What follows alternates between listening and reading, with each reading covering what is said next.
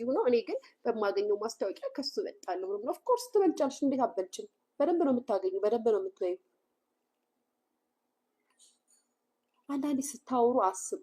እናውቃለን የምትሉ ሰዎች አስቡ። አሁን አንቺ ለቤትሽ ያለሽን ለባልሽ ያለሽን ክብር ነው ያሳየሽው። ያን የመሰለ ቆንጆዬ ልጅ ሰው እንዲህ ነው የሚገደደው። ሲያሳዝን ሱፍ የሆነ የሱፍ ማስታወቂያ ማለት ዛሬ ለሱፍ ለባሌ ልግዛለት ምናምን ያለች ስትሰራ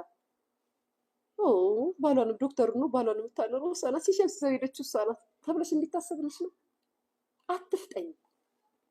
2 ዓመት ሆነ ሚዲያ ላይ ከመጣው ብለሻል አይደል?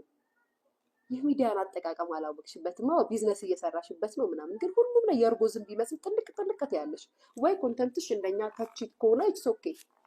የምትተች ሰው ከሆንሽ ተች፣ ኮንተንትሽ እንደዛ አይደለም። ከሚስቶች ጋር አብራችሁ ተሰባስባችሁ ምናምን ማስታወቂያ ምናምን ነው የምትሰሩት። የሚስትነት ምናምን እቺ በቃ በጣም ቤቷን ምናምን